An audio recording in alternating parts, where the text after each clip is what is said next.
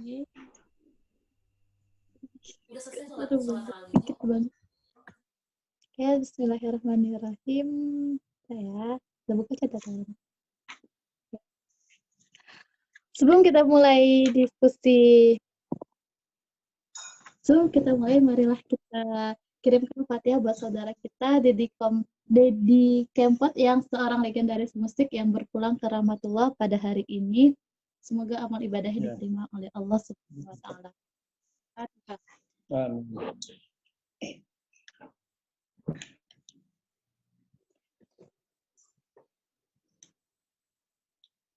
Bismillahirrahmanirrahim. Alhamdulillahirrabbilalamin. Wassalatu wassalamu ala asrafil anbiya'i wal mursalin wa ala alihi wa ashabihi rasulillahi ajmain, amma ba'du.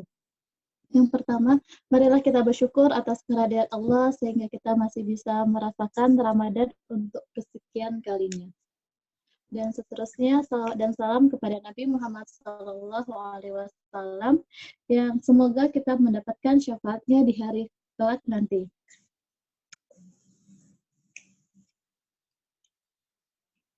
Kemudian sebelumnya saya ucapkan selamat datang kepada Bapak Yuslim sebagai pemateri yang telah menyempatkan hadir untuk menjadi pembicara pada diskusi online pada hari ini. Dan seterusnya saya ucapkan selamat datang kepada para hadirin yang telah menyempatkan waktu untuk ikut bergabung dalam diskusinya. Kemudian sebelumnya saya akan memberikan info sedikit jumlah suspek corona di Maroko maupun di Indonesia. Suspek Maroko saat ini berjumlah 5.153 jiwa dan 1.799 jiwa yang sembuh dan 180 jiwa yang meninggal. Kemudian jumlah COVID-19 di Indonesia berjumlah 12.071 jiwa dan yang sembuh 2.197 dan yang meninggal 872. Semoga bumi kita cepat pulih dari COVID-19. Amin. Sebelum melanjutkan diskusi, saya akan menyampaikan sedikit tentang Bapak Yuslim SEME. Beliau pernah menjabat sebagai Bendahara Pemuda Muhammadiyah Riau, pernah menjadi Ketua Majelis Ekonomi PWM Riau, pernah menjadi Ketua LPPK PWM Riau, dan sekarang menjabat sebagai anggota LPPK PWM Riau. Kemudian, tanpa memperpanjang mukadimah dan kita akan meningkat waktu diskusi, langsung saja kita serahkan diskusi kepada Bapak Yuslim. Sebelum saya serahkan, saya akan menjelaskan mungkin sekitar 1 jam ke depan kita akan melakukan diskusi dan sekitar 1 jam kemudian kita akan melakukan sesi tanya jawab kepada Bapak Yuslim. Kita persilahkan. Baik, assalamualaikum. Dengar? Udah bisa dia?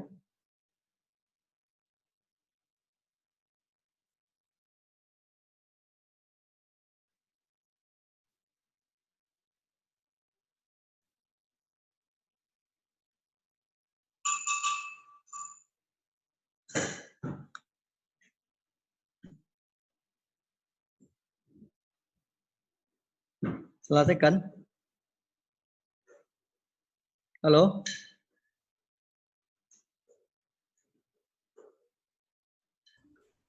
Ya, Pak. Halo? Assalamualaikum. Waalaikumsalam, Pak. Waalaikumsalam warahmatullahi wabarakatuh. Terima kasih banyak kami ucapkan kepada adik-adik sekalian. Alhamdulillah pada hari ini kita tanpa direncanakan dari Maroko dulu. Ini karena COVID-19 aja nih, sehingga kita bisa bertemu lagi di udara gitu kan. Walaupun kita jauh, namun hati kita tetap dekat gitu. Pertama sekali kita ucapkan puji dan syukur kepada Allah Subhanahu wa taala, yang mana dengan rahmat dan nikmatnya jualah kita bisa bertatap muka ini. Kemudian salam dan salam kepada Nabi kita Muhammad sallallahu alaihi wasallam. Allahumma sholli ala Muhammad wa ala ali Muhammad. Terima kasih banyak kami ucapkan kepada khususnya Adinda Zian, Tia dan lain-lain, yang lain tidak ingat namanya ya. Karena jumpa baru cuma 2 hari kemarin ya. Saya masih ingat terus ketika kita acara di Maroko kemarin. Siapa namanya tuh? Tempat acara kita tuh? Baitul Arqam. Hah? Baitul Arqam. Kasar Baladia Kenitra. Oh, di Kenitra. Ada lupa namanya. Ada lupa namanya di Kenitra ya. Nah. Jadi pada malam ini saya mengucapkan terima kasih banyak memberikan waktu kepada saya tentang masalah mengelola keuangan di tengah pandemi COVID-19. Kita sebenarnya tadi Bu Tia memberikan informasi kepada kita semua tentang COVID-19 ini, baik yang ada di Maroko maupun yang ada di Indonesia. Di Riau enggak ya? Di antar negara nih ya. Di antar negara, jadi Riau enggak perlu dikasih tahu ya. Mungkin bisa dari Bapak. Yang intinya Mungkin bisa dapat informasi. Saya tidak tentang perkembangan itu, memang di Indonesia 12.000 ya kan? Di Riau lebih kurang berapa itu? Saya juga 40 bukan? Apa tadi berapa ya? 40 ya. Oh. Yang jelas PSBB-nya disambung. Diperpanjang maksudnya. PSBB diperpanjang baik di Jakarta maupun di Pekanbaru. Dan ditambah beberapa tempat zona merah. Baik di Indonesia maupun daerah Pulau Jawa sana. Nampaknya seluruh dunia semua merasakan tentang pandemi ini. Dan pada bulan puasa ini kita melaksanakan kehidupan ini, baik kehidupan ibadah maupun kehidupan yang sosial. Jadi inilah waktunya kita untuk berubah. Kita tidak pernah menyangka bahwasanya bulan puasa ada seperti ini, gitu kan? Tak pernah kita menyangka masjid kosong, ya kan? Tidak pernah terbayangkan. Seperti saya tidak pernah membayangkan sampai ke Maroko, gitu kan? Saya tidak pernah membayangkan dulu, tapi sampai jadinya kan gitu. Sama juga dengan pandemi ini, kekuasaan Allah. Baru hanya diberikan wabah, tidak satu pun yang bisa mengatasinya. Itu pertanda bahwasanya kita harus berpikir ulang, merubah cara berpikir kita untuk lebih baik lagi ke depan. Bahwasanya tidak ada yang tidak pasti di dunia ini. Semua pasti atas kehendak Allah. Itulah maksudnya. Saat ini kita berbicara tentang bagaimana mengelola keuangan.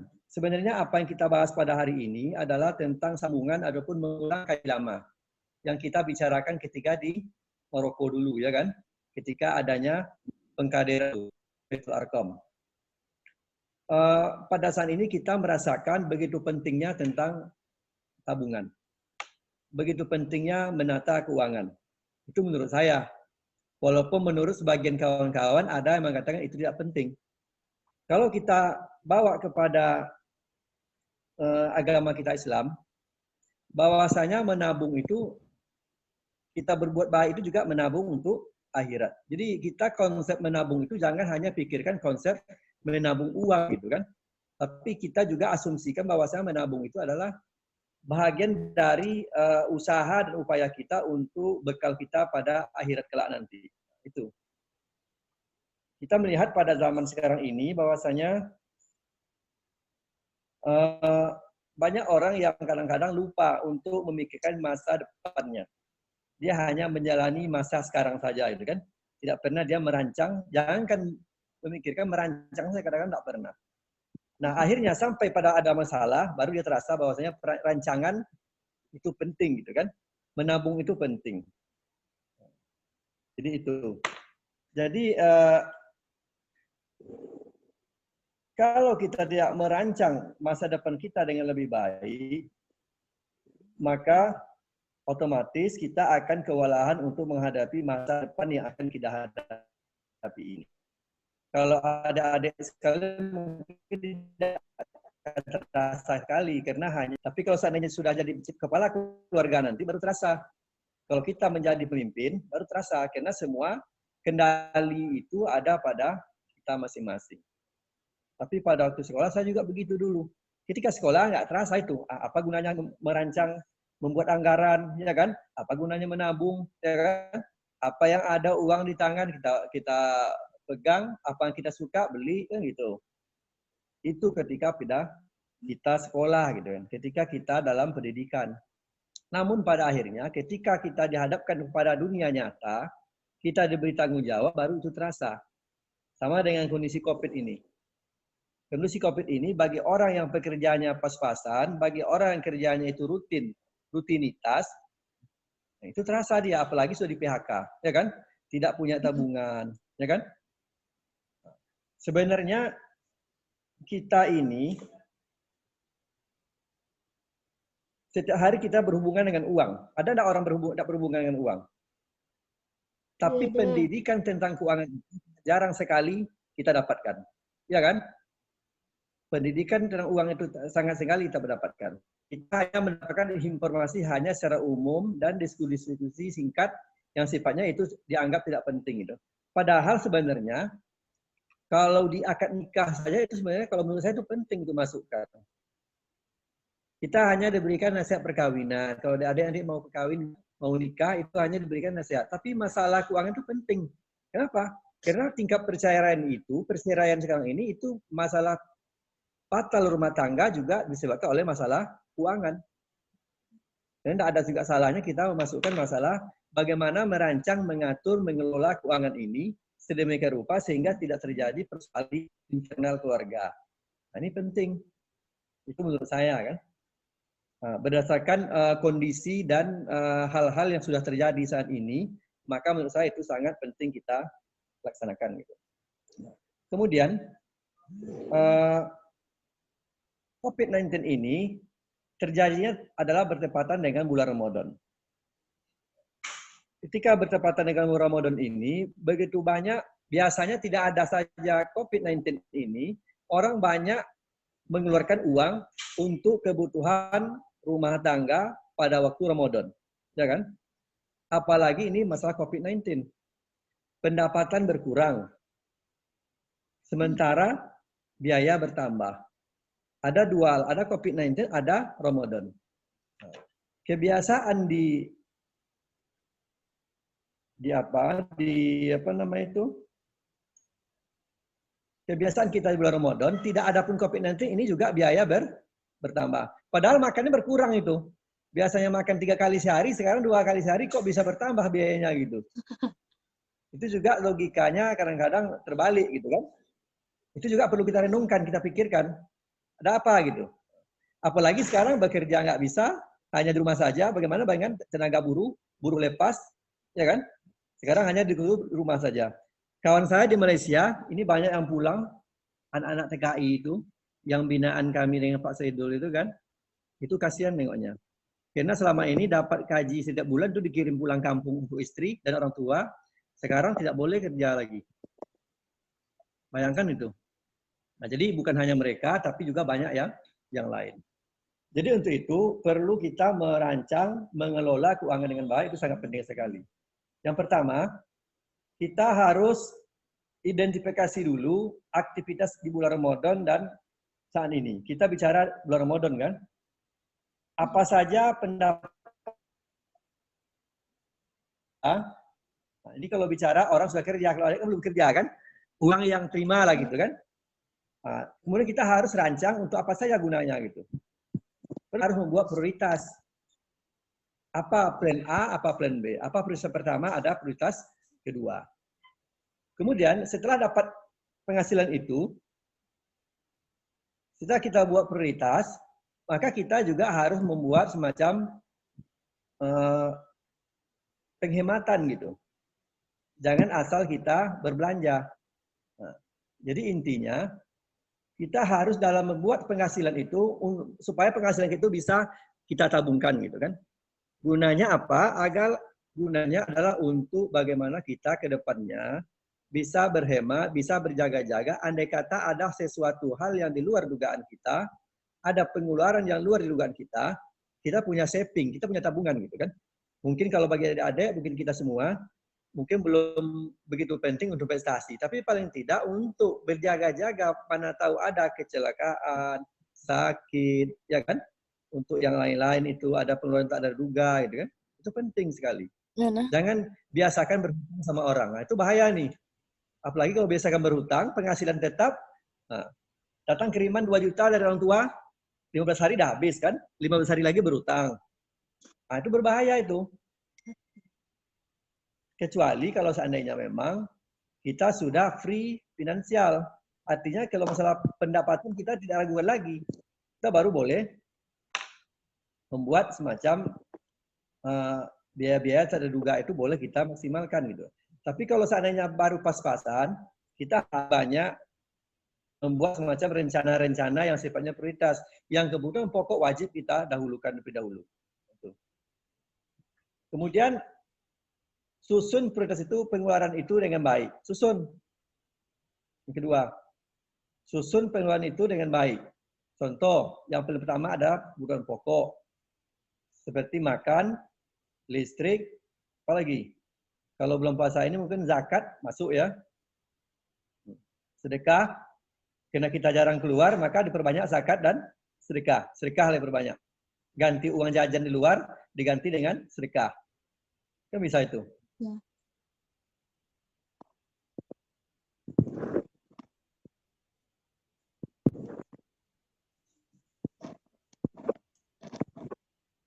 Kemudian selanjutnya, kita harus bijak menggunakan dana. Nah, bijak menggunakan dana seperti yang saya bilang tadi, terus ada kontrolnya. Paling tidak kalau orang kampung-kampung dulu ada amplopnya gitu.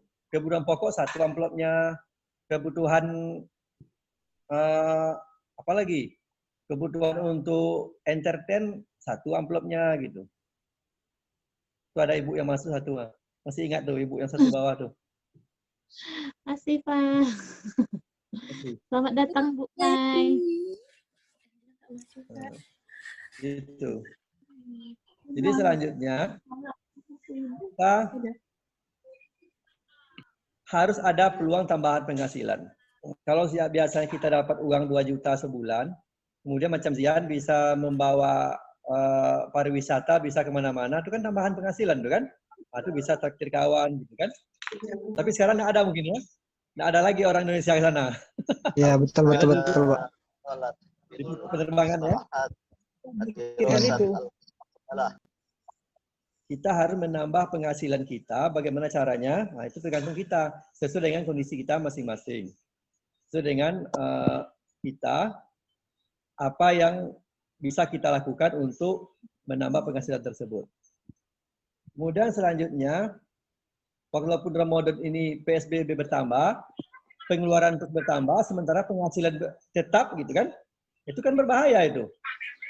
Nah, salah satu alternatif adalah kita mungkin bisa menambah penghasilan dengan cara, kalau sekarang kan anak muda sekarang kan milenial dengan berdagang gitu kan, melalui Shopee, melalui apa lagi? Lazada gitu kan. Kan banyak sekarang itu. Itu kan banyak dilakukan orang gitu kan. Nah, jadi itu salah satu untuk menambah penghasilan.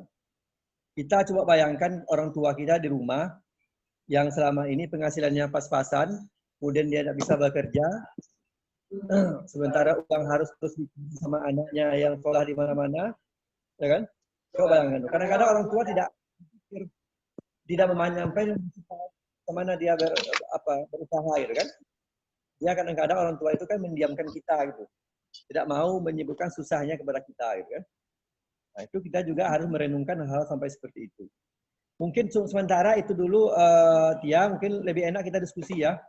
Kalau memaparkan ini kurang pas rasanya. Nanti mungkin diskusi kita tanya jawab. Kalau saya nggak bisa, ada Adinda Zian, ada Ibu Umay juga ada di sini untuk bisa memberikan masukan juga kepada kita. Nah, jadi silakan, lebih kurang minta maaf. Assalamualaikum warahmatullahi wabarakatuh. Waalaikumsalam warahmatullahi wabarakatuh. Terima kasih kepada Bapak Yuslim atas materi yang telah disampaikannya. Oke, berarti tips-tips dalam mengatur keuangan itu tadi sekitar ada 4 poin yang disampaikan Bapak adalah perencanaan. Kita mesti merencanakan apa saja yang mesti kita pengeluaran yang akan dilakukan. Kemudian ada susunan pengeluaran itu mesti disusun dengan baik. Kemudian bijak dalam menggunakan dana dan mencoba mencari penghasilan tambahan. Oke, mungkin teman-teman para hadirin diskusi online ada yang ingin bertanya masalah mengatur keuangan pada masa pandemi COVID-19. Bisa ditanyain langsung atau ditulis juga nggak apa-apa. Oke, sebelumnya kalau tidak ada yang bertanya, saya mau nanya dulu. Tia mau nanya, Pak? Ya, lanjut. Bagaimana? Ini ada yang bertanya, Pak.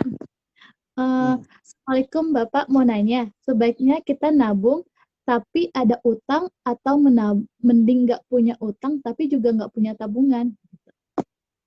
Bagaimana nih, Pak, pilihan? Gimana? Putus-putus. Sebaiknya kita menabung tapi punya utang, atau kita nggak punya utang dan juga nggak punya tabungan gitu. Jadi begini, ada hutang, ada tabungan, mana yang lebih dahulu kan gitu dulu, ya kan? Kalau ada hutang, ada tabungan, lebih dahulu bayar hutang dulu. Karena utang itu kan bahaya. Iya.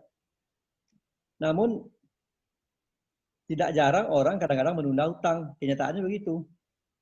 Dia lebih utamakan menabung dulu. Selagi bisa ditunda hutangnya, ditundanya dulu. Ada juga orang seperti itu. Itu lebih cenderung kepada orang yang dalam tanda kutip agak susah. Apa namanya itu? Susah kita, apa istilahnya tuh? Gali kalau bahasa kampung Zian.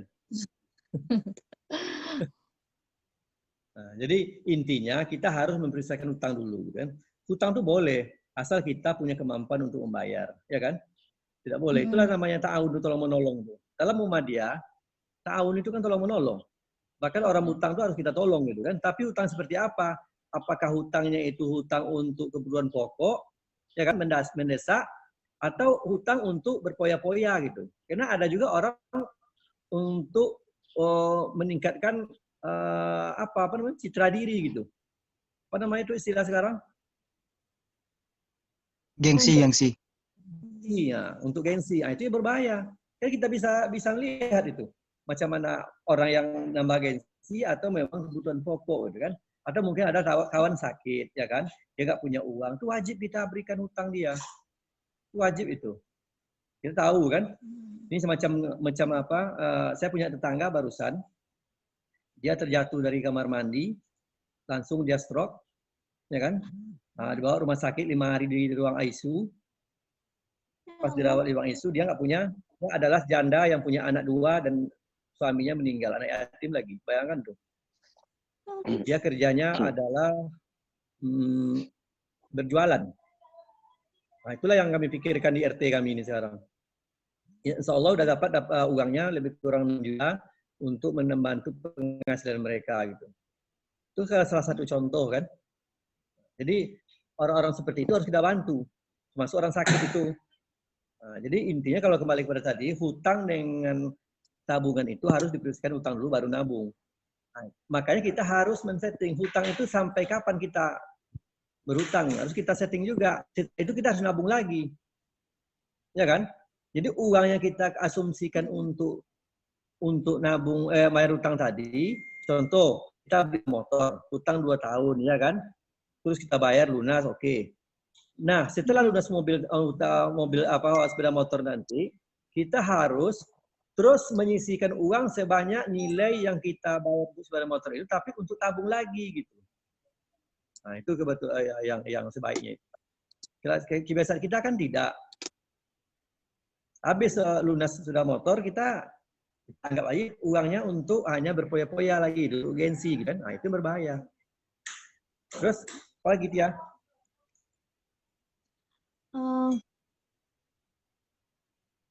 Terus lebih ya, tadi udah sih. Oke, ada yang masih mau bertanya?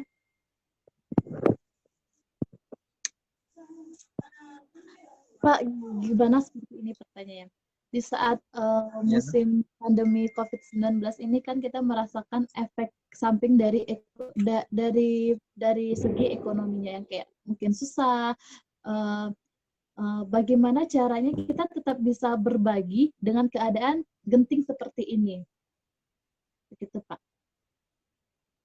Terus, apakah LPPK PWM, LPPK Muhammadiyah itu melakukan ada bagian ini pegadaian? Mungkin ada yang mau minjem uang ke LPPK, apakah seperti itu? Apakah ada?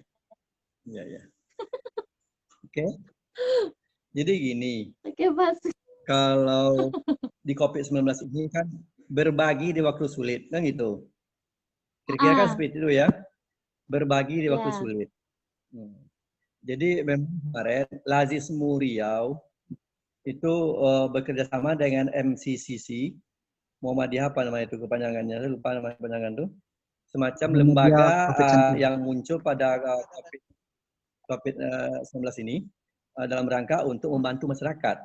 Tahun tadi tolong menolong kan gitu. Jadi seluruh Indonesia serentak ini. Jadi kalau adik-adik membaca informasi tentang Muhammadiyah MCCC tadi itu sangat bagus sekarang ini. Itu kalau tidak salah itu sudah hampir 100 miliar itu. 80 berapa miliar tuh. Indonesia secara umum, Muhammadiyah se-Indonesia secara umum untuk membantu masyarakat yang kena COVID-19 ini. Nah, kalau di LPPK itu tidak tidak berhubungan dengan itu, Sitia. LPPK itu berhubungan dengan lembaga pembinaan pengawasan keuangan gitu. Jadi mengawasi keuangan lembaga yang ada di Muhammadiyah. Contoh amal usaha baik sekolah, ya kan? Kemudian amal usaha rumah sakit, ya kan? Kampus. Nah, jadi ada dalam perjalanan ekonomi mereka, kita LPPK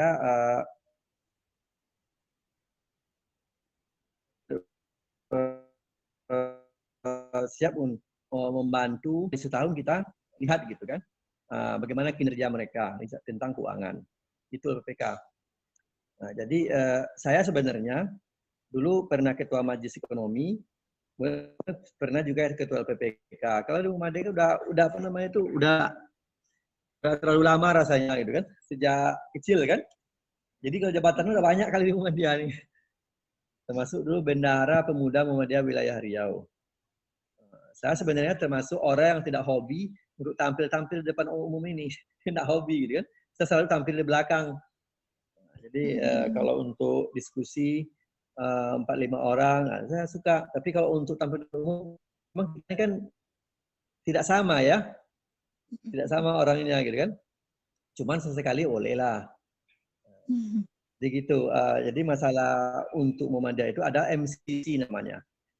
Kalau tengok di web Muhammadiyah Riau, itu mereka sedang berdiskusi dengan Kapolda dan tadi pagi dengan Gubernur Riau dalam rangka kerjasama antara Muhammadiyah Riau dengan MCCC yang ada di Riau ini dengan pemerintah Provinsi Riau.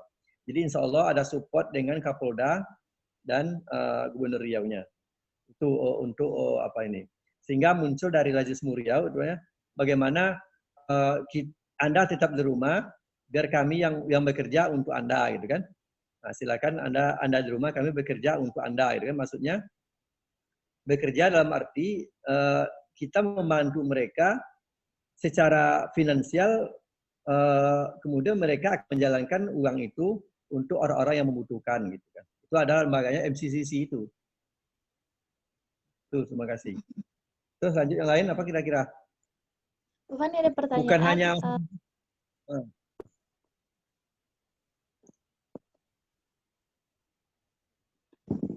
apakah jual beli saham bisa direkomendasikan bagi kami para pelajar?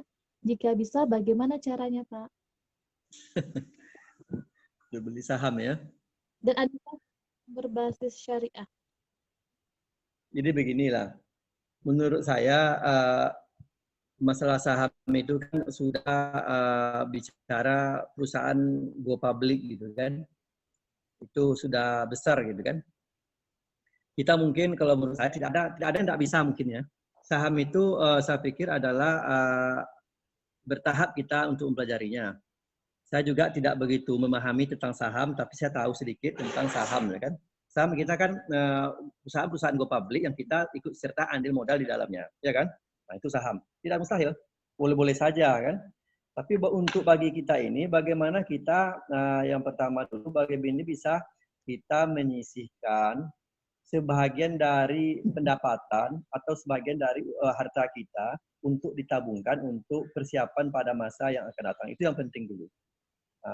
Kalau ingin belajar berbisnis, sering-seringlah baca orang-orang yang sukses tentang seperti semacam Khairul Tanjung, ya kan?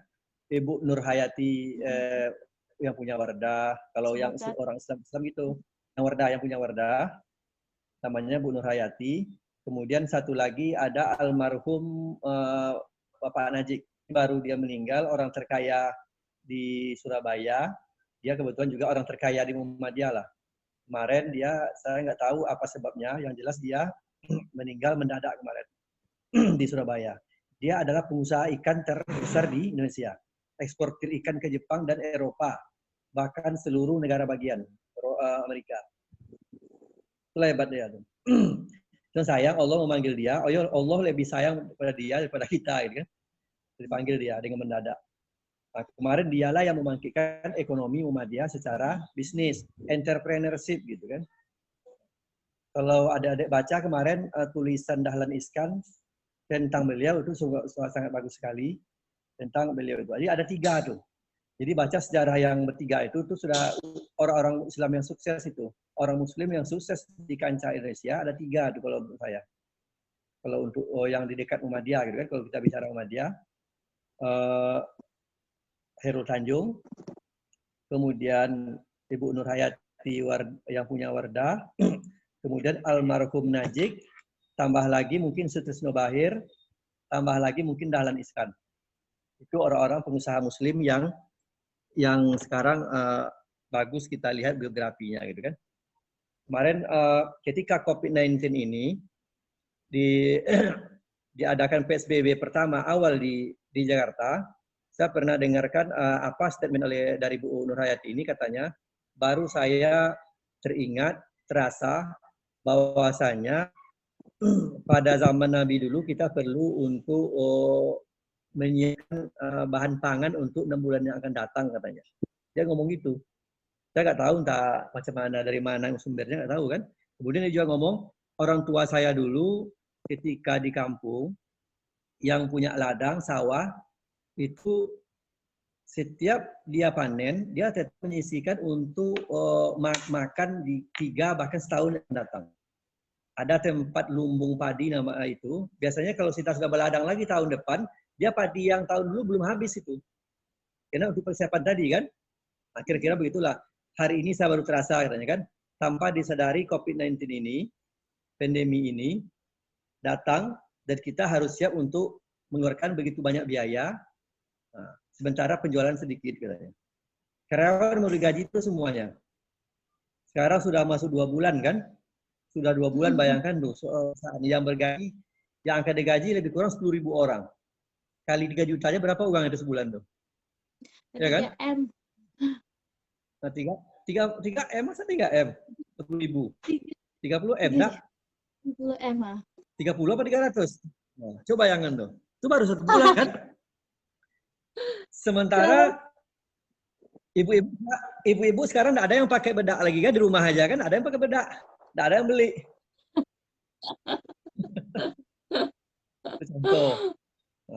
Nah, saham saya pikir itu sah-sah saja. Caranya mungkin nanti bertahap. Tinggal kita baca di Bursa Efek, perusahaan-perusahaan besar yang go public. Nah, itu kita baru bicara saham. Ada namanya agio saham, kemudian ikut serta modal lagi. Modal yang kita ikut sertakan di perusahaan-perusahaan besar, ya itu namanya kita saham kan, jual beli saham. Sudah permainan tinggi itu. Kita mengatur diri kita, kemudian bisa kita mengatur keluarga kecil kita, ya kan? Sambil kita bisa belajar berdiskusi untuk berwirausaha, ya kan? Sambil-sambilan, itu sudah syukur itu. Sambil kita bisa berbisnis. Kalau nanti pulang macam Zian bisa pulang nanti bikin travel agent untuk pergi umroh, ya kan? Atau pergi ke Maroko atau gitu kan? Mana tahu amin, kan? Amin. Insyaallah. Lain. Nah, itu. Kenapa ilmu kan udah lumayan bagus tuh. Jadi diskusi kita tidak hanya terfokus pada ini aja siapa si Tia, bukan hanya tentang menabung terlalu kecilnya uang kan. Kita lebih baik mungkin lebih banyak skop global, mungkin entrepreneur gitu kan, bagaimana meningkatkan ini gitu kan, meningkatkan pendapatan, bagaimana kita bisa manage pribadi kita gitu kan, itu perlu juga tuh. Karena kadang-kadang kita banyak bisa berteori, tapi prakteknya tidak mudah kan? Itu kebanyakan. Silakan, apa lagi? Kak, ada yang ingin bertanya? Halo, silakan. Siapa yang ingin bertanya? Assalamualaikum, Kak. Waalaikumsalam warahmatullahi wabarakatuh. Itu siapa? Kayaknya mantul deh sama Ica. Enggak deh. Iya. Bergema tahu. Iya, tapi di gua. Anda. Assalamualaikum, Pak. Terima kasih atas... Belum ya? Berguna ya. Bentar, Kak.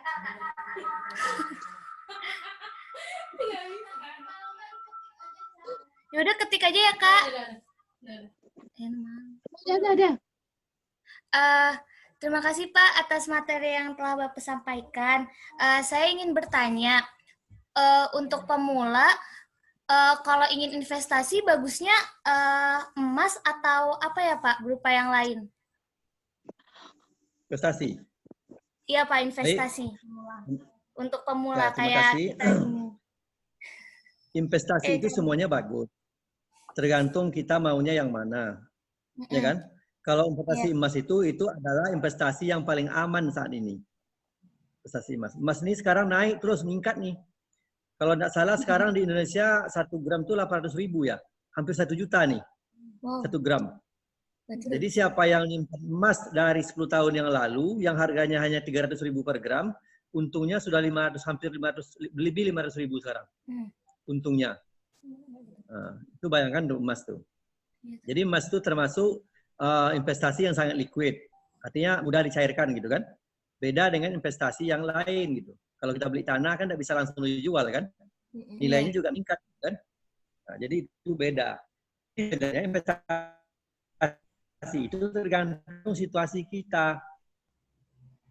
Investasi apa kita maunya. Kalau seandainya kita baru-baru ini, saya pikir yang paling penting itu nabung dulu. Setelah kita menabung nanti dikumpulkan, uangnya cukup, baru kita investasikan untuk apa gitu. Termasuk juga masalah emas tadi, umpamanya emas per bulan, alhamdulillah ya kan, nanti kumpulkan setahun kan bisa kurang 300 gram gitu kan. 30 gram. Yeah. 1 tahun 36 gram ya kan, kalau 3 gram sebulan. Kan lumayan uang itu. Nah, nanti ketika uang emas itu banyak, kita mau investasikan lagi untuk apa? Silakan, ada masalah. Apakah bikin usaha baru? Nah, investasikan itu tujuannya adalah untuk menambah lagi penghasilan kita gitu. Ujung-ujung investasi itu gini, kita nggak penting lagi untuk memikirkan masa depan kita gitu. Itu gunanya investasi itu.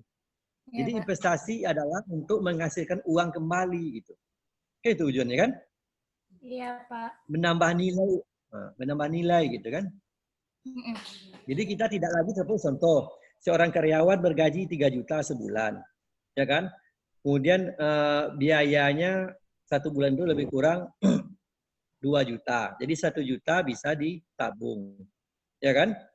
Selama 12 bulan maka ada 12 juta yang ada di tabungnya. Nah, mungkin dari 12 ini nanti kita mungkin ingin bikin kedai kecil-kecilan, silakan, ada masalah gitu. Tapi kalau sudah partai besar itu lain ceritanya gitu kan. Belum lagi kalau kita bisa menambah, macam saya bilang tadi yang terakhir, apa tadi yang terakhir, untuk menambah alternatif pendapatan, ya kan? Peluang tambahan pendapatan, itu penting sekali gitu. Makanya ada adik sekolah sampai di Maroko, ya kan? Kemudian nanti pulang, silakan lihat peluang. Jadi jangan sampai sindiran daripada Hairul Tanjung itu kena kita. Hairul Tanjung pernah mengatakan bahwasanya orang kita Indonesia itu kebanyakan dia hanya melihat peluang, tapi mengambil peluang tidak pandai katanya. Nah, ini kan bahaya nih. Jadi dia melihat peluang pandai, tapi mengambil peluang tidak pandai. Itu berbahaya. Artinya apa? Dia tahu dia ada peluang, umpamanya ini sini kalau buat ini bisa ini. Tapi dia nggak bisa melaksanakan gitu. Nah, itu bahaya.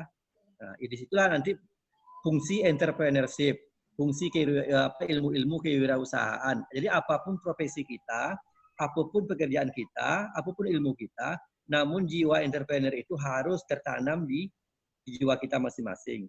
Saya punya kawan namanya Sarul Aidi, anggota DPR RI. Dia tuh tamatan Mesir apa di mana? Di mana tuh, Yan? Mesir sama Yordania. Mesir sama Yordania. Nah, Mesir sama Yordania. Nah, bayangkan tuh. Dia kalau berdiskusi dengan dia selalu entrepreneurship.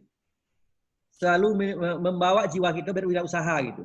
Saya salut nengok dia tuh. Padahal dia sama Mesir gitu, sama Yordania tuh. Tamat Arab lah gitu kan? Iya. Arab CS. Jarang orang berpikir seperti itu. Bagus dia. Dia pernah diskusi dengan saya pada waktu di Jakarta. Dia ngomong, kita harus dorong terus bang katanya. Orang-orang kita ini untuk bagaimana dia berpikir entrepreneur katanya. Membuka peluang-peluang katanya gitu kan. Dia ngomong itu. Padahal dia hanya LC gitu kan. LC gitu. Nah, jadi itu adalah bagian dari pengalaman dia dari jam terbang dia di mana-mana gitu. Oke, apa yang lain? Terima kasih Pak atas jawabannya. Ya, mudah-mudahan nggak puas nanti dipuas-puaskan ya. Pak, maaf Pak, bicara tentang peluang, kira-kira gimana cara kita untuk bisa mengambil peluang yang tepat gitu Pak? Yang pertama, perbanyak silaturahim, ya kan? Perbanyak ingin tahu kita tentang apapun di dunia ini. Apalagi kalian sampai di Maroko banyak peluang-peluang itu.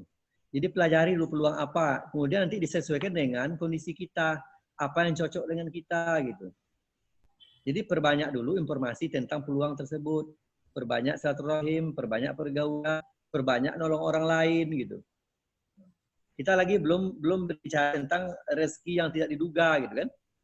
Rezeki yang diduga banyak. Nah, banyak orang yang hanya dia tahu hanya rezeki diduga.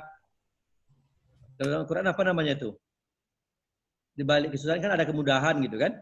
Nah, dengan menolong orang lain terus tuh, itu banyak kemudahan yang kita dapatkan. Rezeki bertambah. Banyak rezeki kita bertambah gitu kan. Nah, jadi kalau saya merasakan itu. Contoh, saya pergi umroh yang pertama, itu karena nolong orang lain. Saya nolong orang lain, belikan mobil dia, ternyata jauh lebih murah daripada dia sendiri yang belikan. Akhirnya dia bilang, nanti kita ke umroh aja Pak. Dia yang belikan tiket saya. Itulah contohnya. Itu rezeki yang tidak disangka itu. Karena kita nolong orang lain gitu. Saya merasakan itu. Seperti itu. Jadi jangan pernah kita bosan dan sampai kita tidak ikhlas menolong orang lain. Selagi kita mampu dan selagi kita bisa. Jangan pelit menolong orang lain. Itulah kuncinya. Saya salut dengan Ustadz Saidul itu gitu. Banyak dia menolong orang lain. Terus, apa kira-kira lagi? Terima kasih Pak. Nah, itu sementara. Apanya jawabannya? Mudah-mudahan puas.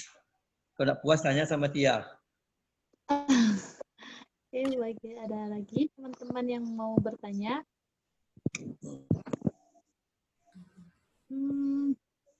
Saya mau bertanya. Nah, silakan. Bertanya sama menambahkan lah. Bismillah. Terima kasih yang pertama kepada narasumber kita, Bapak Yuslim. Kemudian juga kepada moderator, Saudari Mutiara Ramadhani. Bulannya Mutiara sekarang karena lagi Ramadan. Terima kasih. Tentu tema ini kan sangat menarik sekali untuk kita bahas karena memang dunia kita ini kan lagi menghadapi pandemi ini kan. Paling tidak dalam beberapa diskusi dampak dari pandemi COVID ini ada 3. Yang pertama dampak kesehatan, jelas. Yang kedua dampak sosial. Kita mungkin akan berpikir lagi bagaimana caranya besok bergaul sama orang-orang. Kenapa? Karena kita sudah berada di rumah selama 2 bulan, 3 bulan, atau bahkan sampai akhir tahun mungkin menurut beberapa prediksi. Kemudian yang ketiga dampak ekonomi, dan ini yang akan menjadi titik fokus kita pada diskusi kali ini sebenarnya kan. Kemudian tentu kalau kita berbicara tentang ekonomi, seperti yang sudah sampaikan Pak Yuslim tadi, banyak sekali sebenarnya kisah-kisah di dalam Al-Quran itu mengatakan tentang ayat-ayat ekonomi. Sebagaimana yang disampaikan tadi, itu sebenarnya surat Yusuf, Pak Yuslim. Surat Yusuf ketika itu Raja Mesir, kan Nabi Yusuf jadi ini, ketika itu tinggal di Mesir. Raja Mesir dia mimpi ada 7 ekor sapi memakan 7 ekor sapi yang lainnya. Kemudian ditanyalah sama pengawal-pengawal atau menteri-menteri dari raja itu. Dia nggak bisa mentakwilkan. Lalu kedengaran sama temannya Yusuf. Ditawarkanlah, wahai raja, saya punya teman namanya Yusuf. Dia bisa mentakwilkan mimpi. Lalu Yusuf pun dipanggil oleh Raja Mesir ketika itu untuk datang ke istana. Kemudian disampaikan, Yusuf, saya dengar kamu bahwasanya ahli takwil, ahli tafsir mimpi. Coba tafsirkan mimpi saya. Itu ada dalam surah Yusuf. Sab'a baqaratin ya'kuluhunna sab'un ijaf. Bahwasanya 7 ekor sapi memakan 7 ekor sapi yang lainnya. Itu apa maksudnya itu, wahai Nabi Yusuf? Terus dikatakan oleh Nabi Yusuf, wahai raja, kalau takwilnya itu bahwasanya masa depan itu akan datang 7 tahun bahwasanya kita akan 7 tahun panen besar. 7 tahun akan mendapatkan rezeki yang sangat besar untuk kerajaan kita ini, untuk negeri Mesir kita ini. Nah, setelah itu ada 7 tahun lagi, wahai raja. 7 tahun yang mana kita akan menghadapi musim paceklik, musim yang gersang, musim yang tidak ada apapun ketika itu. Lalu apa saran kamu, wahai Yusuf? Saran saya ya tentu 7 tahun ini kita akan berpanen ria, tentu kita akan menyimpan pasokan, tentu kita akan menyimpan seluruh apa yang bisa kita manfaatkan untuk menghadapi 7 tahun selanjutnya. Nah, ketika kita menghadapi 7 tahun paceklik itu, tentu kita sudah punya persiapan. Itu yang disampaikan oleh Nabi Yusuf. Nah, kalau kita bawa analoginya ke zaman kita sekarang, artinya setiap orang secara mikro, secara khususlah setiap manusia, tentu harus punya cadangan, tentu harus punya alternatif jika mana dia akan menghadapi musim-musim paceklik seperti halnya paceklik di zamannya Nabi Yusuf. Nah, itu kalau tingkat khusus atau tingkat orang kan. Nah, begitu juga kalau kita kiaskan dengan negara misalnya. Kalau negara itu kalau bercontoh dari cerita Nabi Yusuf ini, tentu negara harus punya dana alternatif atau dana cadangan. Atau bahasa kita dana tabungan lah. Yang mana dana tabungan itu akan dikeluarkan untuk masa-masa paceklik. Nah, kalau masa pandemi ini apakah kita bisa menghakimi bahwasanya ini masa paceklik? Ya, mungkin sangat bisa kita menghakimi. Kenapa? Karena paceklik itu kan tidak mesti dalam artian paceklik tidak ada hujan, paceklik tidak ada, bahkan lebih besar dan bahkan tingkatnya lebih internasional sampai seluruh dunia. Nah, tetapi faktanya di bumi sekarang kita ini banyak negara-negara itu tidak menyiapkan itu. Mereka tidak menyiapkan dana-dana wabah sebelum terjadinya wabah corona ini. Maka tidak heran lagi termasuk negeri kita Indonesia yang seringkali melontarkan pernyataan-pernyataan yang kontroversial yang mereka itu seolah-olah menutupi bahwasanya ya negara kita ini tidak ada tidak ada cadangan sehingga kita untuk menghadapi paceklik ini atau pandemi ini tidak bisa apa-apa. Nah, itu yang tergambarkan dari statement beberapa perwakilan dari pemerintah. Makanya kalau kita berkaca dari Al-Quran itu kan, ayat Al-Quran itu kan sepertiganya berbicara tentang sejarah ya, berbicara tentang kisah. Sepertiganya berbicara tentang akidah. sepertiganya lagi berbicara tentang ayat-ayat fikih, ayat-ayat muamalah. Nah, sepertiga dari ayat sejarah itu banyak sekali Allah menyebutkan kita harus ngambil tafakur, ngambil ibrah. Faqusisil qasasa la'allahum yatafakkarun. Maka ceritakanlah kisah-kisah itu kepada orang-orang setelah kalian la'allahum yatafakkarun, agar kalian berpikir. Nah, seharusnya pemerintah kita begitu juga dengan inilah secara personal lah. Seharusnya diri kita masing-masing sudah menyiapkan dana-dana alternatif itu seperti halnya disampaikan oleh Allah di dalam Al-Quran dan juga kisah-kisah Nabi kita, Nabi-Nabi sebelum Nabi Muhammad SAW, begitu juga dengan Nabi Muhammad SAW. Nah, itu mungkin pentingnya menabung itu kan. Ya, mungkin itu sih. Terus pertanyaan saya, Pak Yuslim, kira-kira apa yang akan terjadi setelahnya begitu dari negara kita? Apakah akan ada misalnya perombakan struktur keuangan apa segala macam? Terima kasih Pak Yuslim.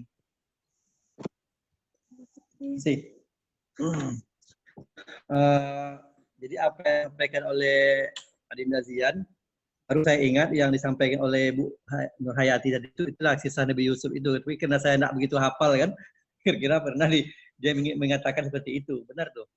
Nah, baru saya agak teringat lagi bahwasanya ada kisah pada zaman dulu gitu kan. Nah, kemudian dia dikisah-kisahkan sampai pada saat sekarang ini, baru saya terasa.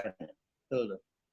Kemudian memang secara ekonomi itu sangat berdampak. Kalau saya melihat dari segi kesehatan, kebanyakan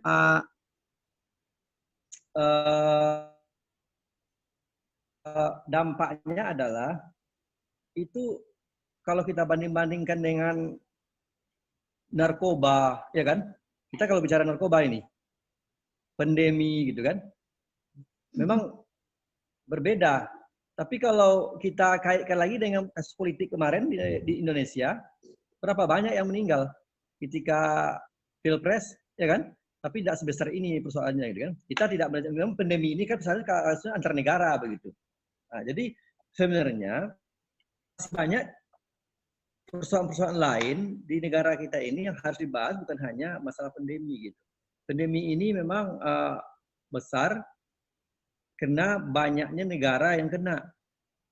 Sementara kenapa selama ini narkoba yang begitu, kalau kita lihat ya pernah di Sekretaris Badan Narkotika Kabupaten Kampar, dari 1.400 orang dalam penjara, itu 900 orang itu narkoba gitu. Tapi pemerintah juga tidak begitu optimal untuk melihat bagaimana mencarikan solusi gitu kan. Apalagi masalah pandemi ini yang sifatnya sudah internasional dan khususnya Indonesia, kata Dinda, tidak menyiapkan dana untuk itu. Kita salut dengan negara tetangga kita Malaysia bisa menyiapkan berapa triliun itu, ya kan? Belum hanya sebulan dia memerintah Perdana Menteri Malaysia itu yang kalau tidak salah Muhyiddin Yassin itu kan. Nah, dia belum sebulan merintah, dia bisa menganggarkan dana begitu banyak itu kan untuk masyarakatnya. Saya pikir mungkin Malaysia dan Taiwan termasuk negara yang sukses untuk bagaimana mengantisipasi tentang apa namanya itu COVID-19 ini gitu. Mereka punya cadangan. Kalau Indonesia, saya sebenarnya segan komentar, tidak enak komentar gitu kan. Kita udah sama tahu kan. Nah, nanti pada tanggal 7 nanti mungkin ditanya dengan Daniel Azhar Simanjuntak lah kan, lebih pakar dia kan. Tanggal 7 silakan Linda Zian diulang pertanyaan itu dengan Daniel lebih paham itu bagaimana kondisi di negara kita itu sendiri. Kalau kita kan hanya dapat berita-berita dari koran, daripada dari media komunikasi yang lain gitu kan, baik Facebook maupun Twitter. Nah, saya juga sering mengikuti Twitternya Said Didu semacam itu kan, banyak itu. Jadi banyak hal lah gitu kan. Jadi sangat subjektif sekali gitu, karena ada kepentingan di balik itu. Kita nggak tahu. Pekerja Cina datang ke Indonesia, ya kan? Yang lain kok nggak boleh, kan itu ya kan, banyak itu yang terjadi sekarang ini. Jadi panjang ceritanya itu. Nanti dengan Daniel lah bagaimana menyikapi itu kan. Kemudian masalah ekonomi ke depan, saya pikir karena semuanya Al-Quran sudah memberikan informasi, memberikan pelajaran kepada kita bahwa kita yang kadang-kadang memang tidak memahami dan mendalam tentang sejarah yang disampaikan oleh Al-Quran tersebut, kan? Contoh masalah wabah ini sudah diingatkan tadi dalam kasus Yusuf, ya kan? Kita kadang-kadang anggap biasa saja. Kalau kita contohkan di rumah tangga kita sendiri, kadang-kadang itu adalah semacam kepala keluarga yang hanya tidak memikirkan besok pagi, dia hanya memberikan perut hari ini. Ada seperti itu. Saya bersyukur kenal dengan salah seorang kawan di Singapura. Mungkin dulu supaya saya ceritakan juga. Dia umurnya itu 50 tahun baru bisa baca Quran. Tapi ketika kita bicara sama dia, seperti yang tadi, setiap kita ngomong, dia tahu Al-Quran yang mana. Setiap ngomong apapun, tahu di Al-Qurannya di ayat mana gitu. Salut saya nengoknya. Dia baru berumur 50 tahun, baru sekarang umurnya 70 tahun baru. Mulai belajar Al-Quran 50 tahun, sekarang baru umurnya 70 tahun. Sudah tua dia. Tapi setiap kita ngomong, saya hampir setiap hari dia kasih WA dengan saya, ini ayat Qur'annya, ini kondisinya. Dia setiap hari dia kasih tahu sama saya. Salut saya nengoknya. Nah, orang-orang seperti itu sangat dibutuhkan sampai saat ini. Karena kadang-kadang kebanyakan ustadz kita, kalau di sini, macam saya tertarik dengan tulisan Zian itu, membandingkan beberapa mazhab itu, Syafi'i, Maliki, Hanafi, itu kan bagus itu. Itu jarang ustadz-ustadz yang menguasai yang seperti itu. Menurut mazhab ini mazhab ini. Apalagi Al-Qur'annya ini yang menerangkan ini. Itu sangat laris sekarang ini, Ustaz itu. Jadi kalau pulang ke Indonesia besok itu bisa di atas Ustaz Somad nanti itu kan, kalau itu untuk menerangkan itu. Jadi kalau ekonomi Indonesia ke depan, saya pikir itu sangat secara teori kita lihat itu akan tetap perusahaan-perusahaan besar banyak yang bermasalah. Pribadi-pribadi sekarang banyak masalah. Kalau untuk di Indonesia, sawitnya sekarang udah ada pabriknya yang tutup. Harga terus tren menurun. Kedai-kedai sekarang banyak yang tutup. Coba bayangkan itu. Jadi orang-orang yang punya tabungan lah yang agak yang agak bisa hidup legal. Gitu. Yang lain itu adalah kebanyakan mereka sibuk dengan mengeluh kesah sana sini. Yang kurang ilmu agamanya mereka keluh kesah sana semari. Kami sangat merasakan itu. Lagi yang proyek nggak bisa jalan gitu kan. Hanya proyek internet proyek tol aja yang bisa jalan. Proyek lain nggak bisa jalan. Tapi tol bisa jalan gitu kan. Tidak jalan tuh jalan tol. Kenapa gitu kan? Sementara yang lain nggak bisa. Toko ditutup, masjid ditutup, mall ditutup. Coba bayangkan itu. Jadi tentu efek ekonominya tentu sangat tinggi sekali. Namun bagaimanapun, Allah pasti akan memberikan jalan nanti bagaimana untuk pemulihannya itu. Allah akan menunjukkan jalan. Yang penting kita yakin. Yakinlah dengan sering kita optimis berpikir, bekerja dan berusaha, saya yakin akan ada jalannya oleh Allah bahwasanya sekarang ini kan dengan pandemi COVID ini sebenarnya memberikan pesan bahwa kita harus berubah untuk memulai hidup baru. Dan dengan cara baru. Itu saya lihat tuh. Dengan pandemi ini. Dulu mana ada orang mau, enggak biasa Zoom meeting kayak ini gitu kan. Enggak biasa. Besok akan terbiasa lagi itu. Dulu orang enggak mau belanja online gitu kan. Sekarang udah mulai. Nah, besok orang tidak lagi mau beli mobil. Orang lebih cenderung hanya untuk pakai panggilannya Grab, Gojek, Grab kan. Maxim gitu kan. Begitu banyak sekarang. Jadi semua orang pakai sistem gitu. Jadi itu adalah memaksa kita untuk kita harus berubah. Kalau kita tidak mau berubah, maka perubahan itu sendiri akan menggilas kita. Kalau kita tidak mau berubah, maka perubahan itu akan menggilas kita. Contoh terdekat saya kemarin, ada saudara saya naik haji. Pada waktu proses pembayaran sisa naik hajinya itu tidak lagi bisa cash. Bayarnya tidak bisa cash lagi. Harus melalui handphone. Ya kan? Sementara dia orang kampung. Macam mana dia punya handphone Android? Tidak. Ya kan? Dia harus sistemnya harus ditransfer kepada rekening haji kita. Coba bayangkan dong. Itu terjadi di Bank Syariah Mandiri. Jadi kita hadir di sana, kita harus install Play Store dulu, kemudian baru ditransfer ke situ. Bayangkan dong. Jadi dengan adanya COVID ini, mereka baru terasa bahwasanya kita harus berubah dengan suasana baru, gitu kan? Nah, jadi itu hikmahnya, banyak hikmah sebenarnya. Kalau kita lihat lagi ada tulisan yang bagus, ada 37 yang akan berubah itu. Saya pernah baca tulisan itu 37 item yang bakal akan digiling oleh lajunya teknologi zaman sekarang ini. Nanti yang akan tinggal itu hanya yang akan eksis itu beberapa saja. Di antaranya adalah handphone yang prioritas, listrik gitu kan. Itu prioritas akan tinggal. Sistem akan perlu, sangat perlu sekali. Nah, makanya kita harus memberikan pelajaran ini juga kepada orang tua kita, kolega kita, bahwasanya kita tidak boleh ketinggalan zaman. Makanya sistem sangat penting sekarang ini. Makanya dengan ada sistem, kebohongan akan semakin berkurang gitu. Kenapa? Karena sudah ada dilihat semua apa yang kita lakukan di sistem itu, tidak bisa lagi berubah gitu. Yan. Oke. Oke, terima Silakan kasih yang Bapak lain. atas jawabannya. Semoga bisa menjawab dari pertanyaan Saudara Dian. Ada hikmah dari di balik COVID-19 ini, mungkin jadi kita lebih sering, yang jarang kumpul keluarga mungkin jadi sering kumpul sama keluarga, yang jarang mungkin lebih sering buka di luar daripada buka bareng sama keluarga. Tahun ini puasanya insya Allah full buka di rumah. Mungkin itu salah satu hikmah dari COVID-19 yang dirasakan oleh orang Indonesia. Ya. Saya jadi imam tiap malam di surga. Ya. Saya jadi imam terus kan? Sekarang jadi imam. Alhamdulillah. Di rumah ditutup. Alhamdulillah. Alhamdulillah Pak. Semuanya mungkin terbang. Oke, kita akan baca pertanyaan selanjutnya. Bapak ada yang bertanya.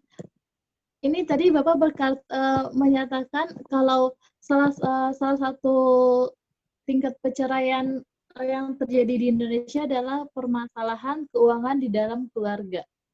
Nah, ada teman kita yang bertanya tentang masalah keuangan keluarga. Apakah benar istilah uang suami adalah uang istri dan uang istri adalah uang istri sendiri? Itu selesai oleh Adinda semua, ada tahu semua ada jawabannya. Itu yang jelas ibu-ibu pegang itu terus kan. Jadi kalau bagi ibu-ibu, adik-adik itu kan, itu asalnya jadi ibu-ibu besok kan, itu pegang betul kata-kata itu. Jadi bilang sama suami, uangku adalah uangku, bilang kan. Uang suami, uangku juga, itu kan itu. Uangku sendiri, tidak uang suami, gitu. Itu penting itu. Itu kan jelas Al-Quran mengatakan itu kan.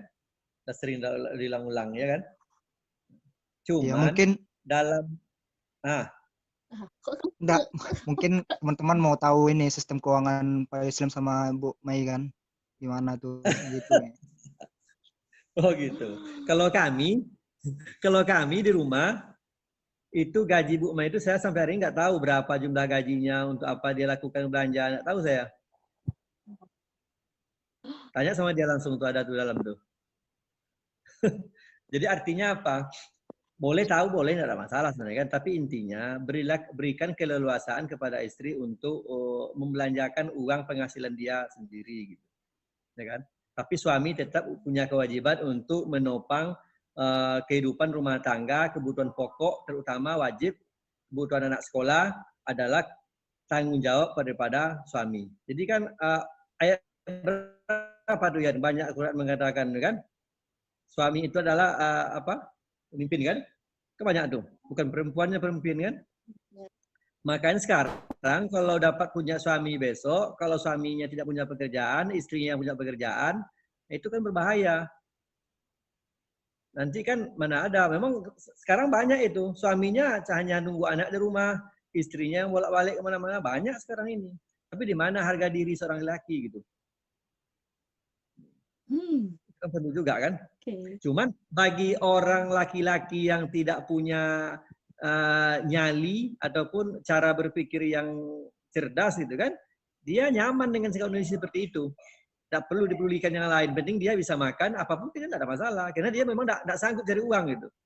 Banyak sekarang ini. Gitu. Apalagi? Ya. Oke, ada yang mau bertanya? lagi. Teman-teman ada.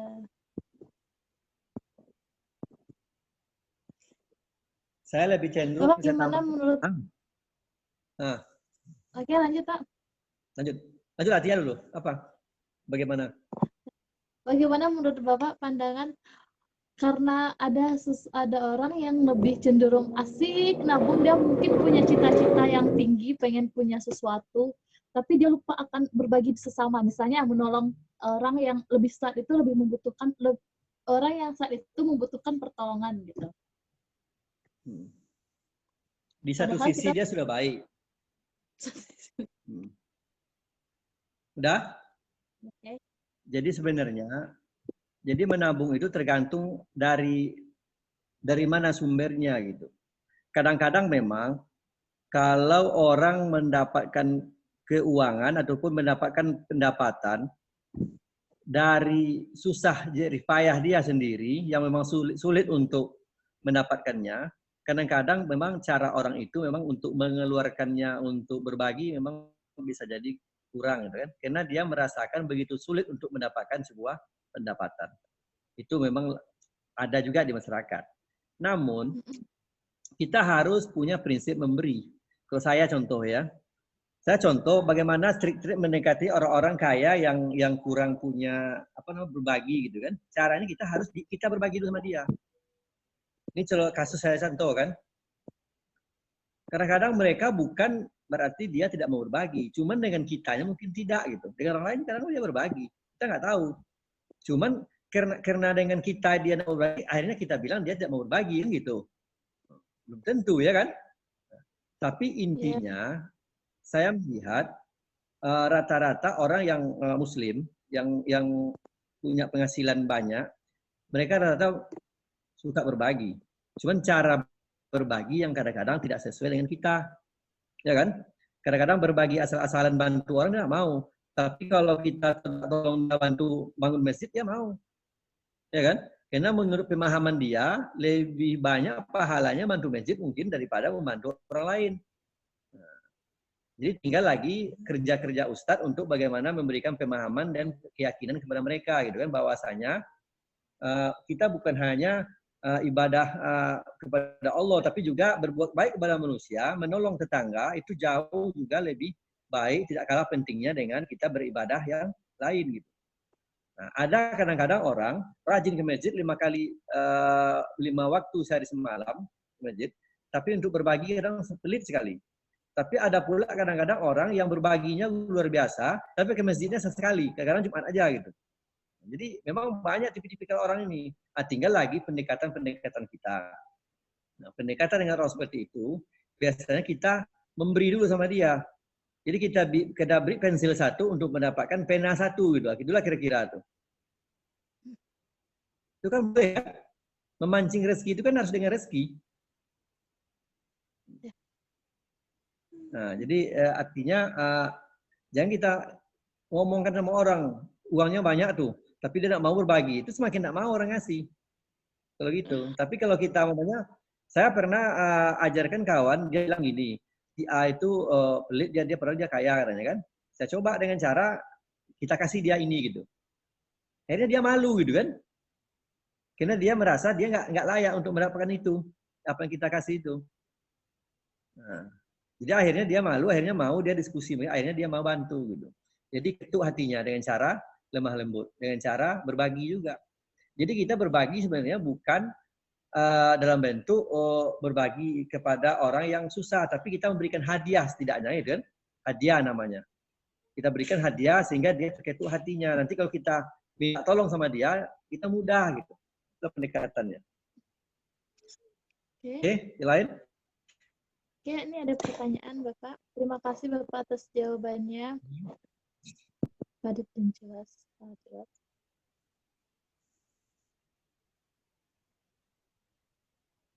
Pak, seberapa penting asuransi itu?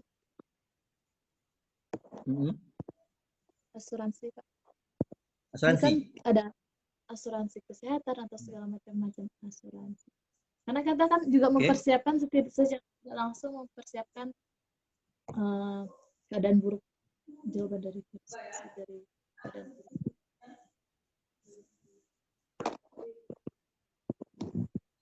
Asuransi ya. Ya Pak. Seberapa besar fungsi asuransi gitu. Penting. Pentingnya Penting, Pak. asuransi gitu. Asuransi sebenarnya kalau pemahaman saya, saya membaca di tempat-tempat di negara-negara semacam Malaysia, di Singapura, itu yang tahu saya ya, diskusi dengan kawan, itu memang asuransi wajib itu, sangat penting sekali. Jadi bila ada kita sakit macam itu, kita kan tidak perlu mikir lagi, gitu kan, karena biaya sudah ada dari asuransi. Begitu juga di Indonesia, saking pentingnya itu makanya ada BPJS gitu kan, karena masyarakat banyak tidak mampu untuk membayar. Terlepas dari amburadulnya BPJS itu persoalan teknis ya, di lapangan gitu kan. Namun juga sekarang banyak asuransi umum yang orang tidak puas dengan BPJS, mereka berani bayar dengan asuransi semacam asuransi yang ditawarkan oleh beberapa perusahaan asuransi gitu kan. Contohnya adalah Prudensial gitu kan, AXA gitu kan. Tapi juga akhir-akhir ini perusahaan asuransi itu saya lihat itu sudah banyak yang komplain gitu. Karena janji awal dengan kenyataan tidak sama gitu. Itu baru-baru ini ada saya baca asuransi AXA Mandiri itu ada beberapa orang nasabah yang komplain. Itu ada yang asuransi plus tabungan. Karena orang asuransi pintar juga sekarang nih, bukan hanya asuransi, tapi tabungan. Tabungan pendidikan anak lah plusnya kan, tabungan hari tua lah gitu kan. Nah, jadi macam-macam. Nah, tapi yang jelas kalau kita bicara asuransi, lihatlah perusahaannya perusahaan apa, gitu kan? Bonafit tidak, gitu. Macam Prudensial itu kan di mana-mana ada, gitu kan? Dunia, gitu kan? Apalagi beberapa perusahaan asuransi itu. Jadi kita harus juga serba hati-hati juga tuh. Macam di Indonesia ada Jiwasraya itu, yang sekarang sedang bermasalah kan?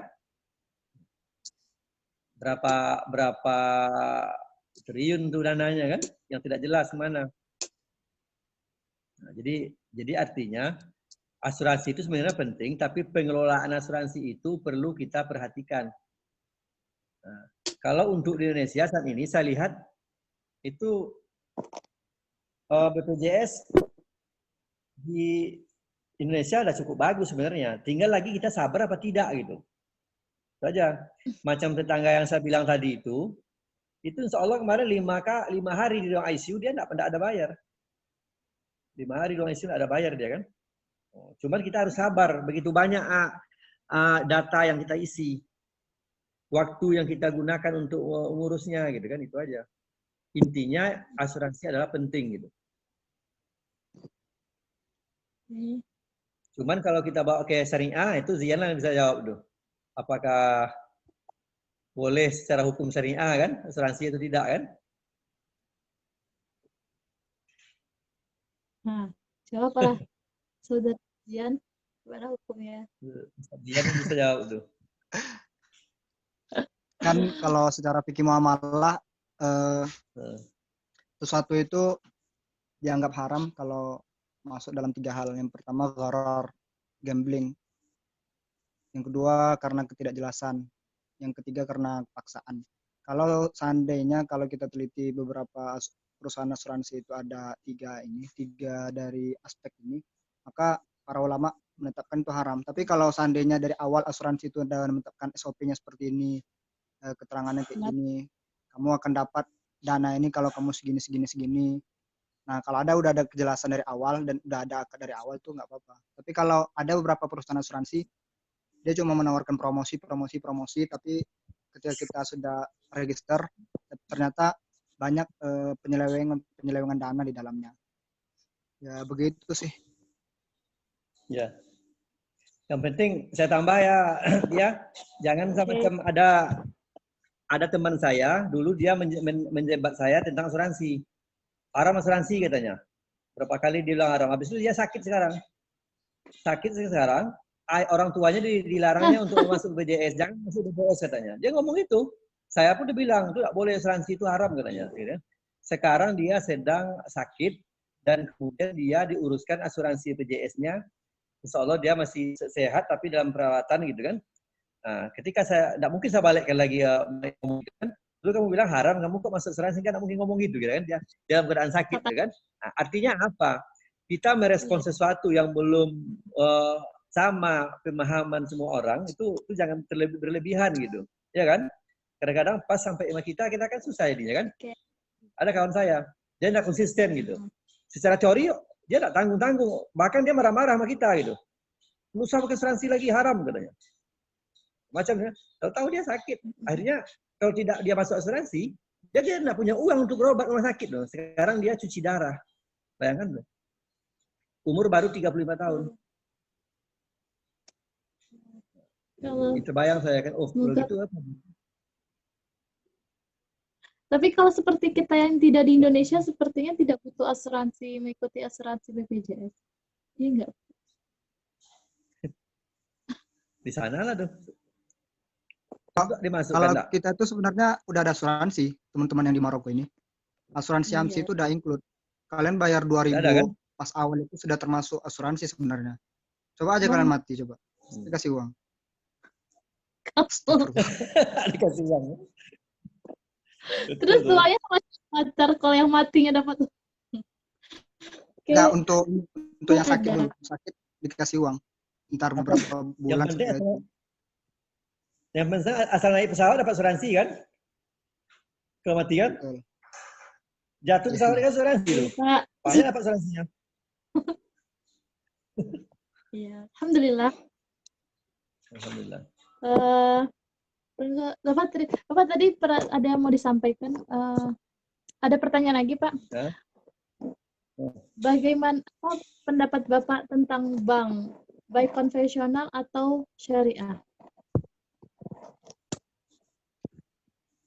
Kalau berbicara syariah dan konvensional, nanti Berzia yang jawab kan. Tapi yang penting kalau saya melihat bank itu sangat penting sekali, ya kan? Baik bank konvensional maupun bank syariah.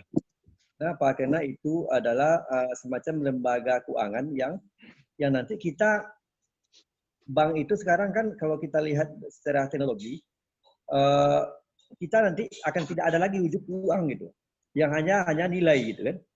Nah, itulah yang nilai itu ada di bank. Makanya sekarang kita sudah mulai dipaksa oleh teknologi ini untuk hanya bertransaksi lewat online, ya kan? Nah, di COVID pandemi sekarang ini, di masa sekarang ini udah terasa kali itu. Kita bayar listrik, bayar handphone gitu kan, itu online aja. Saya dulu maunya di ATM aja kan, sekarang enggak lagi, karena malas keluar kan. Nah, jadi begitu pentingnya. Saya dulu 2 tahun lalu terpikir, waktu zaman saya kuliah di S1 dulu, 20 tahun lalu, waktu itu perusahaan pembiayaan belum ada. Jadi belum ada banyak, baru hanya FIF kalau tidak salah. Yang ada baru FIF, UOM baru mulai itu waktu di Indonesia. Sementara kita beli barang di toko, itu selalu dianjurkan untuk berhutang gitu. Di toko sekarang berhutang sebelum kita. Cobalah pergi beli mobil, beli Honda, sepeda motor, itu kita dianjurkan untuk berhutang. Kenapa? Karena dengan utang tadi, mereka mendapatkan keuntungan yang besar gitu. Itu yang terjadi sekarang ini. Jadi artinya, hampir seluruh bank itu yang ada itu dia punya perusahaan leasing. Ternyata memang benar apa dugaan saya waktu itu, beberapa tahun setelah itu menjamur seluruh perusahaan leasing yang notabene semuanya perbankan yang di belakangnya gitu kan. Macam Mandiri Finance, ya kan? Kemudian ada ACA yang punya BCA, nah, ada yang lain-lain banyak tuh. Jadi intinya bank dan bank syariah itu penting. Namun kita sebagai orang Islam, saya sekarang udah mulai kita berusaha untuk lebih Islami untuk bertransaksi perbankan. Jadi kita mulailah bertransaksi di bank syariah gitu kan. Walaupun masih banyak di antara pakar-pakar ekonomi itu mengatakan bank syariah itu belum syariah kali. Untuk saya yang jelas, minimal dengan dia berani merubah merek saja itu sudah untuk lebih baik gitu kan. Karena salah satu yang membuat saya tertarik dengan bank syariah itu dia tidak ada yang namanya transaksi yang sifatnya angan-angan gitu kan. Semua ada objeknya. Contoh, maka kenapa dia banyak jual beli? Bank syariah kan kebanyakan kan memberikan pembiayaan jual beli. Perubahan kan, jual beli. Jadi ada wujudnya. Cuman untuk melakukan wujud itu kadang-kadang masing-masing bank berbeda-beda. Ada yang diwakilkan, ada yang tidak gitu kan. Nah, jadi itu juga punya pendapat yang masih berbeda-beda masing-masing pakar gitu kan. Jadi itu ada lebih tahu lah tuh masalah bagaimana syariah atau konvensional kan. Tapi intinya adalah bahwasanya ke depan ini teknologi akan memaksa kita untuk kita ini lebih maju tentang transaksi online gitu kan. Nanti wujud bank, wujud uang nanti tidak akan beransur, tidak akan ada lagi. Yang ada hanya nilai saja. Nilai daripada uang tersebut. Ini udah mulai nih. Belum lagi perang antara Cina dengan Amerika. Ya kan? Cina sudah mulai tidak mau memakai uang dolar gitu kan. Hanya yuan saja. Itu kan akan bermasalah nanti itu. Jadi keuangan akan mulai kacau balau. Jadi itu apanya. Nah, nilai rupiah sekarang udah merosot kan. Dibanding 1998, ini sudah imbang ini. 798 uang itu. 17.000, 16.000 gitu kan. Itu Tapi mungkin sekarang kemarin pendapat saya. Hah? dolar kemarin 14.000, Pak. Ya, sekarang sempat sampai 16.000 kan. Ya. Kembali 14.000 kan. Ya. Sempat 16.000, sempat goyang kan. Ini lagi mau cetak uang ini. Iya kan? Mau cetak uang lagi. 600 triliun berapa? Kan inflasi nanti. Harganya apa? Iya. Kebanyakan Akan menciptakan uang. inflasi. Belum lagi hutang kan? Hampir 6.000 triliun kan? Berapa tuh? Bank Indonesia. Aduh. Jadi intinya, kalau saya baca, mendengarkan informasi dari pakar-pakar itu kan 20% orang Indonesia menguasai 80 orang kaya menguasai 80% aset gitu kan. Bayangkan tuh. Yang menguasai aset Indonesia itu kan 20% nih Pak. Orangnya. Kan tidak banyak dari total penduduk itu. Kalau sawit, iya di Riau kan, siapa yang punya sawit banyak? Iya Orang banyak. tua. Hah? Gak Iya banyak. punya, Pak. Iya banyak punya. Orang kita punya 2 hektar, 3 hektar udah banyak. Sementara orang asing sekarang, orang Cina sekarang siapapun mau beli tanah di Indonesia dibelinya semua. Dari mana uang kita nggak tahu loh. Bayangkan loh. Iya. Dia bukan beli 1-2 hektar, tapi ratusan hektar, ribuan hektar. Tebang hutan gitu kan. Ya kan? Coba, saya jadi mau... belum apa-apa kita masalah finansial. Bapak, satu pertanyaan lagi. Bapak kan lembaga pembinaan dan pengawasan keuangan itu berarti semacam KPK ya kalau di nasional. Ya bukan? Nah, jadi apakah BPK. Apakah kan kita nggak menutup kemungkinan, Pak? Saya bukan merasa. Apakah pernah terjadi antara mungkin ada yang korupsi atau bagaimana itu? Saya mau menanya. Jadi korupsi itu sebenarnya ada di mana-mana. Cuman nilai dan jumlahnya itu beda-beda kan gitu. Itu kan itu kebijakan kan. Kadang-kadang kita juga pernah korupsi kita ini. Ya kan? Pernah korupsi kadang-kadang salah guna uang tanpa kita konfirmasi kepada apalagi di organisasi, ya kan? Organisasi kadang-kadang kan ketua, sekretaris, kadang-kadang ketua saya bisa buat kebijakan itu. Sementara anggota belum tentu setuju, ya kan? Tapi karena mendesak harus ada kebijakan. Nah, mudah-mudahan kebijakan itu setuju dengan bersamaan, gitu kan? Nah, itu korupsi itu sebenarnya itu kan mengambil uang yang belum disepakati, kan itu, yang belum haknya, ya kan? Kan mengayakan diri seseorang. Jadi kalau saya kita di Muhammadiyah, itu kebanyakan kadang-kadang kalau yang sifatnya besar sih tidak ada, wajar saja. Contoh biasanya yang kebanyakan itu biaya perjalanan, ya kan? Itu yang kadang-kadang. Kemudian bantuan-bantuan sosial, ya kan? Bukan korupsi sebenarnya, tapi kebijakan yang tidak sesuai dengan anggaran di awal gitu. Kadang-kadang tidak pernah nah itu pentingnya tadi anggaran itu, budget, Perencanaan. anggaran kan, perencanaan itu, perencanaan tadi itu pentingnya. Sebab kalau seandainya kita sudah bicara amal usaha, itu semua pengeluaran itu berdasarkan dari perencanaan di awal gitu. Itu. Kalau seandainya ada, macam ini ya contoh Indonesia, ada COVID-19 ya kan, itu kan mana ada anggaran dianggarkan oleh negara dulu. Tidak ada kan? Nah, Riau contoh sekarang nih, itu bermasalah antara provinsi dengan kota sekarang nih.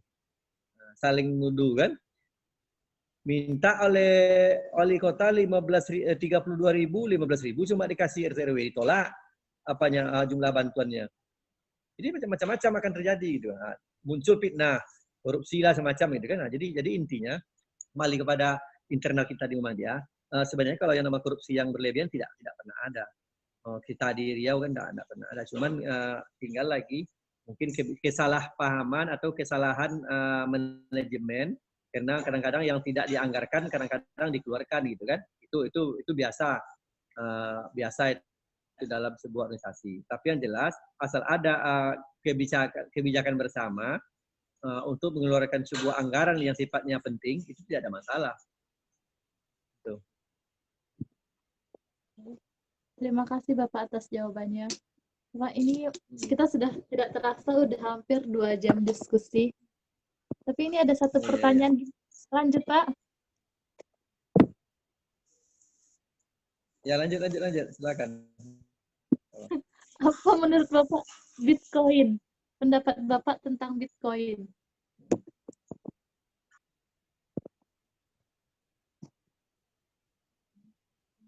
Putus. Apa pendapat Bapak tentang Bitcoin? Halo?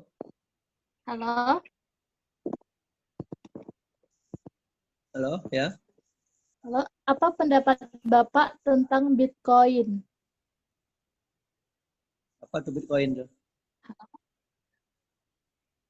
Hah? Bisa ditanyakan langsung oleh Saudara Rais, mungkin bisa langsung melakukan pertanyaan secara... Yang bertanya Bitcoin tuh pasti sudah lebih tahu tuh. Itu bisnis dia mungkin tuh. Assalamualaikum, Pak. Rais. Assalamualaikum, Pak Rais. Mas. Anak ketua PDM Kota Pekanbaru. Oh, jangan disebut label, Pak. Nah. Ya, ini Pak. Saya mau nanya sedikit tentang bagaimana kan sekarang sudah marak tuh yang berkenaan tentang Bitcoin. Penjualan jual beli Bitcoin, terus penyimpanan Bitcoin atau asuransi Bitcoin. Nah, itu bagaimana menurut Bapak tentang Bitcoin? Sekian, Pak. Terima kasih. Saya tidak begitu memahami tentang Bitcoin ini. Tapi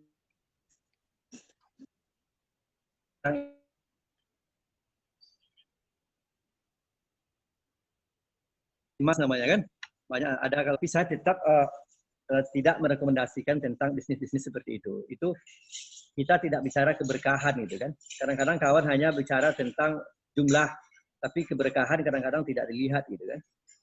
Saya tidak tahu apa ujungnya nanti, karena saya juga tahun 97 juga punya pengalaman dulu, memang tidak Bitcoin namanya, tapi bisnis yang sifatnya membeli koin gitu kan. Koin emas namanya, semacam-macam lah. Kemudian ada diperdagangkan di mana-mana gitu kan. Di bursa efek semacam-macam lah.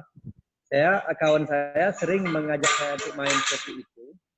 Namun saya sampai hari ini belum tertarik gitu kan, karena saya setiap saya nanyakan macam mana proses bisnisnya, mereka juga tidak bisa menerima logika berpikir saya gitu kan. Bagaimana hasilnya kok bisa keuntungan bisa banyak gitu kan. Nah, itu. Jadi memang marak sekarang ini banyak macamnya. Ada namanya EDRG ya kan? Ada lagi macam-macam gitu kan. Saya nggak tahu EDRG yang paling tahu saya tuh karena kawan-kawan saya banyak di situ. Tapi intinya kalau menurut teman saya bisnis itu nanti ada akhirnya. Ada tingkat tingkat sama dengan kita melihat orang bisnis travel agent yang bangkrut kemarin yang di Jawa itu, di Bandung itu apa namanya? Yang bisa mengumrohkan orang dengan harga yang begitu minim gitu kan? Please and Apa namanya? Travel apa? Peace Travel ya? Ya. Nah, sama itu dari awal karena kawan saya sudah pernah 3 kali umroh dari Peace Travel. Nah, bayangkan tuh. Tapi akhirnya kan bangkrut kan? Itu hanya memanfaatkan orang masuk. Booming orang masuk itu kan ada waktunya. Jadi pada waktu dia booming, semua orang tertarik, semua orang masuk. Tapi nanti pada waktu dia jenuh, orang tidak lagi masuk, itu baru bermasalah gitu. Itu bisa main kadang-kadang 1 tahun, kadang bisa 2 tahun gitu kan. Tapi yakinlah bahwasanya menurut saya itu tidak akan bisnis yang akan jangka panjang gitu. Apalagi kalau seandainya kita berpikir secara rasional gitu kan. Yang pasti-pasti aja lah bisnisnya gitu kan. Yang istilahnya kita tahu dari mana datang sumber keuntungannya, kita tahu, itu aja gitu kan. Karena bank saja tidak mampu seperti itu, kecuali itu bagian dari jual beli yang betul-betul kita tahu dari sumber-sumbernya, tahu asal-usulnya gitu. Itu menurut saya ke masalah Bitcoin itu. Mungkin ada yang nambahkan? Siapa? Silakan. Belum puas? Yang paling paham kan pelakunya. Yang paling paham kan pelakunya. Mungkin si Rais pelakunya, mungkin enggak. Atau Zian bisa bantu jawab. Orang Muhammadiyah banyak sekarang main Bitcoin tuh. So, saya belum tertarik saya. Oke, Pak. Sudah sekitar 2 jam kita melakukan diskusi bersama. Dapat kita simpulkan bahwa menabung adalah, kita tutup ya Pak. Ya, silakan. Tutup. Apa? Sebelum saya tutup, saya akan memberikan closing sedikit kesimpulan dari diskusi ini, bahwa dalam diskusi ini kita menyadari bahwa menabung itu adalah sesuatu yang sangat penting dilakukan. Karena asuransi juga ibaratnya kita menyediakan payung sebelum hujan. Oke, terus ada beberapa tips mengatur keuangan sebagaimana yang di awal disampaikan oleh Pak Yuslim, bahwa kita mesti melakukan perencanaan, bahwa mesti menyusun pengeluaran dengan baik dan benar, bijak dalam menggunakan dana, dan mungkin menambah penghasilan dari jalur yang lain. Oke. Sekian closingnya. Saya ucapkan sebagai moderator, mengucapkan banyak terima kasih kepada Bapak Yuslim yang telah berkenan untuk mengisi acara diskusi online pada hari ini. Dan terima kasih kepada teman-teman hadirin yang telah meluangkan waktunya untuk bergabung dari awal hingga akhir diskusi. Oke, sebelum kita tutup diskusi, mari kita screenshot dulu, baru kita tutup. Boleh saya nyampaikan sedikit dulu? Oh iya kan. Oh, boleh. Kasih statement Pak sebelum tutup. Boleh. Tutup ya Pak. Pertama, terima kasih kepada adik kalian yang sudah meluangkan waktunya untuk kita bisa berdiskusi pada malam ini.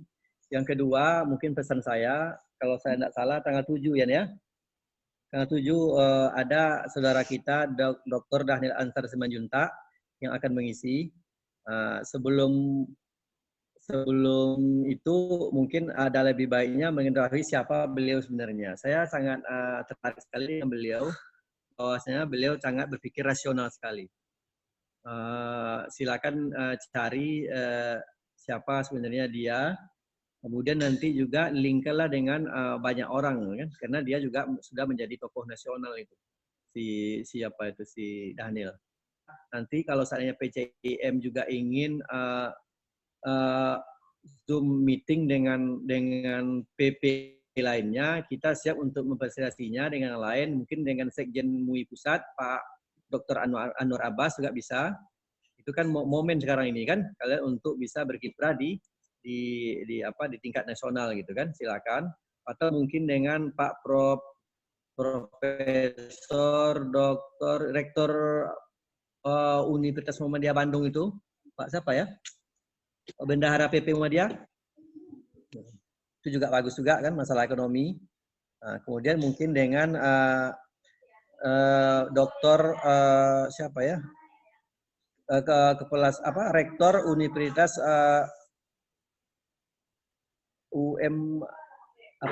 STTB sekolah tinggi yang di Jakarta.